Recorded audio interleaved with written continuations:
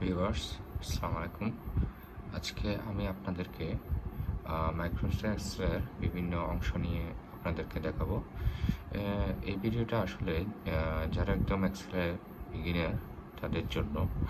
তো আমি প্রথমে আপনাদের যদি মাইক্রোসফট এক্সেল ডাউনলোড করা না থাকে, অবশ্যই আপনারা মাইক্রোসফট অফিস ফাইলটা ডাউনলোড করবেন। আর মাইক্রোসফট অফিসের মধ্যে আপনি মাইক্রোসফট এক্সেল ফাইলটা পেয়ে যাবেন। তো সব কিছু যদি ইনস্টল করা থাকে, আর যদি ইনস্টল করতে না পারেন কাইন্ডলি আমাকে জানাবেন, আমি অবশ্যই আপনাদেরকে দেখিয়ে দেবো কীভাবে ইনস্টল করতে হয়। সো যদি ইনস্টল করে ফেলেন, ফার্স্ট অফ অল আপনারা এরকম ওপেন করার পর মাইক্রোসফট এক্সেল এরকম একটা একদম ফার্স্ট পেজ দেখতে পাবেন, যেখানে উপরে আপনার রিবন আছে, বিভিন্ন রিবন টুলবারে বিভিন্ন কিছু আছে। ফার্স্ট এক্সাম্পল এখানে ফাইলে ক্লিক করলে আপনারা অনেক কিছু দেখবেন, save S, open, close, recent. এগুলো সব আমরা কাজ করতে করতে বিস্তারিত আপনাকে দেখাবো। যেমন প্রিন্ট অপশন আছে, কীভাবে কী করতে হবে। এরপর আপনি প্রথমেই যে কোনো কিছু স্টার্ট হলে এই হোম স্পেসে ওয়ার্ক স্পেসে থাকবে ওয়ার্কশিট। এটাকে ওয়ার্কশিট বা ওয়ার্ক স্পেস বলি আমরা। এক্সেল শিট, হোম, ইনসার্ট, প্রত্যেকটা এখানে যেগুলা আপনি নাম দেখতে পাচ্ছেন, home, insert, page layout, formulas, data, review, view, developer, প্রত্যেকটাতে আলাদা আলাদা কাজ করা যায়। প্রত্যেকটাতে বিভিন্ন ফাংশন ইনভলভ আছে। প্রত্যেকটা ফাংশন আপনি ইউজ করতে পারবেন, যার যেরকম কাজ প্রয়োজন সে সেভাবে কাজ করতে পারে।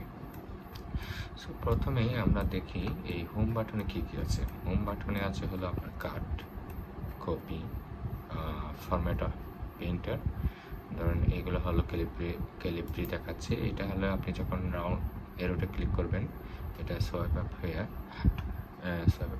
অনেক অপশন দেখাবে। এগুলো হলো মূলত আমাদের লেখার ফন্ট স্টাইল, আর এটা হলো আপনার ফন্টের সাইজ। আমরা যে লেখা লিখবো সেটা কতটুকু বড় বা ছোট হবে সেটা আপনি শুধু এখানে ক্লিক করলে না, এখানে আপনি যদি টাইপ করেন কোনো একটা কিছু, ধরেন ওয়াই, এটা জেনারিক যেটা আছে ফার্স্টে ওইটাই চলে আসবে। ইভেন আপনি সাইজে যখন যাবেন, সাইজে ডাবল ক্লিক করে একইভাবে আপনি ক্লিক করতে পারবেন, ধরেন 22, এভাবে ক্লিক করে চেঞ্জ করতে পারেন। আবার এখান থেকে ডাউন ক্লিক করেও আপনি ক্লিক করতে পারবেন। এর পাশে ফর বোল্ড।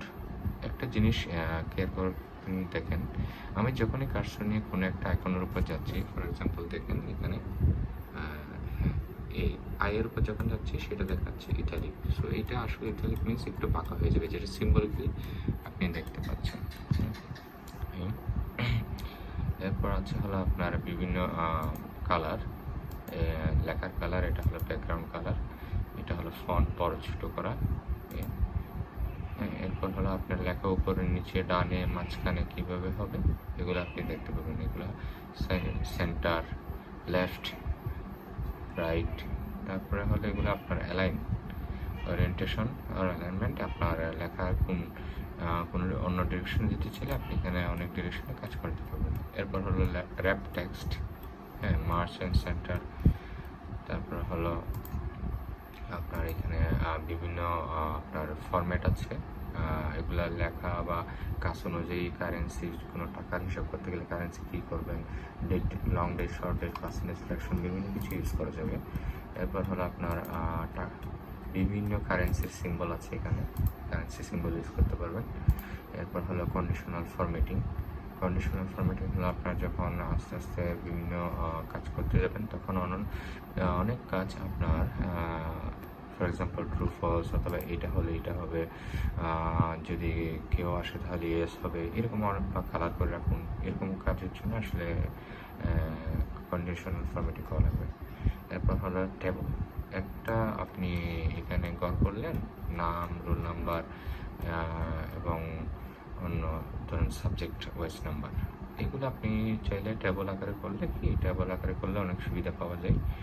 অনেক কাজ হলো আপনার সহজ হয়ে যায়, এগুলো ইজিলি পরে কাজ করতে দেখবেন। তারপরে ইনসার্ট, কোনো কিছু ইনসার্ট করে ডিলিট, ফরম্যাট, তারপরে সাম, অনেক নাম্বার একসাথে যোগ করা, ফিল, ক্লিয়ার, তারপরে সর্ট অ্যান্ড ফিল্টার বলতে ধরেন আমাদের কাছে অনেকগুলো জিনিস আছে, বিভিন্ন বিভিন্ন জাতের ধরেন অনেক কিছু আছে, ওগুলোকে আমরা যে যে যে যে ক্ষুদ্র ফরম্যাটের বা সিস্টেমে, সেই সিস্টেমে আলাদা করে করে করে সর্টিং করা। এবং আপনি কীভাবে এখান থেকে ফিল্টার করে বের করতে পারবেন কোনটা কী আলাদাভাবে। এবং কোনো কিছু যদি আপনি এই ফাইলে বা ওয়ার্কশিটে দেখতে চান, সেটা পাবেন হলো আপনি ফাইন্ড অ্যান্ড সিলেক্ট অপশন দিয়ে। এখানে দেখেন, যখন আমি এই জায়গায় ক্লিক করি, এখানে একটা নাম্বার ওঠে A4, সো এটা হলো আসলে নেম বক্স। আমি কত নাম্বার কলাম এবং রোতে আছি সেটা। এ হলো আপনার কলাম আর 1 হলো রো। দেখেন এখানে যেগুলো আছে সব হলো কলামের নাম। কলামগুলো আছে হলো আপনার ইংলিশ লেটারে ABCDEF এইভাবে কন্টিনিউয়াস, আর হলো আপনার 1 2 3 4 এইভাবে যাবে হলো আপনার রো। হ্যাঁ, সো আমার এইভাবে যখন হরিজন্টালি বা আনুভূমিকভাবে যাবে, এটা হলো আমার রো। আর যখন এইভাবে ভার্টিক্যালি উল্লম্বভাবে যাবে, সেটা হলো বা লম্বালম্বি, এটা হলো আপনার কলাম। এফএক্স মিনস আসলে এটা হলো ফাংশন। এখানে আপনি যে কোনো কিছু লিখলে এটা অটোমেটিকলি যে সেল থাকবে ওই সেলে আপনার অটোমেটিক আপডেট হয়ে যাবে। সো এই মোটামুটি। এর বাইরে হলো আপনি বিভিন্ন ট্যাব যখন ক্লিক করবেন, ফর এক্সাম্পল পেজ লেআউট, এখানে দেখবেন margin, theme, orientation, print area. এখানে যদি আপনাদের কোনো কিছু প্রবলেম থাকে, ফর এক্সাম্পল বিভিন্ন ইংলিশ নেম বা অনেক কিছু, আপনারা চাইলে এগুলো যখন গুগল করবেন অনেক ইনফরমেশন আপনারা পেয়ে যাবেন। বর্তমানে তো আসলে গুগল আর ইউটিউব হলো সবচেয়ে গ্রেট রিসোর্সেস ইজিলি যে কোনো বেসিক জানার জন্য। সো এইভাবে আপনারা যখন ডেভেলপারে যাবেন অনেক কিছু কাজ করতে পারবেন। তারপরে ভিউতে গিয়ে আপনি ফেস পেইন্স, তারপরে হলো পেজ ব্যাক, রিভিউ, নর্মাল এসব জানতে পারবেন, রিভিউ। সো একদম উপরে যেটা আছে ধরেন এখানে, এটা হলো আসলে কাস্টমাইজ করা কুইক অ্যাক্সেস টুল। কুইক অ্যাক্সেস বলতে আমরা যে কোনো কিছু যখন ইজিলি হাতের কাছে পাবো বা অ্যাক্সেস করতে পারবো বা যেতে পারবো, সেটাকে বলে কুইক অ্যাক্সেস। এইটা হলো কুইক অ্যাক্সেস টুলবার। এগুলো আপনি কাস্টমাইজ করা যায়। যেমন আমি এখানে যেগুলো রাইট চিহ্ন দিয়েছি সেগুলো সিম্বল, যেমন সেভ, এটা হলো সেভের সিম্বল। আন্ডু, এটা হলো আন্ডু, এটা হলো রিডু। এখন এটা চাপসা হয়েছে কারণ আমি কোনো কিছু লিখিনি। যখন কোনো কিছু লিখবেন তখন এটা উজ্জ্বল হয়ে যাবে বা এটা আইকনটা অ্যাক্টিভ হয়ে যাবে। এরপর হলো আসলে ফর্ম। আমি আসলে এখানে যেগুলো ক্লিক করে রাখছি এটা আপনার এখানে শো করবে। সো আপনি যদি এই ফাইলটায় কোনো কিছু লিখে জাস্ট এটা সেভ করতে চান, ফাইল অপশনে যাবেন। ফাইলে আপনি যখন ক্লিক করবেন,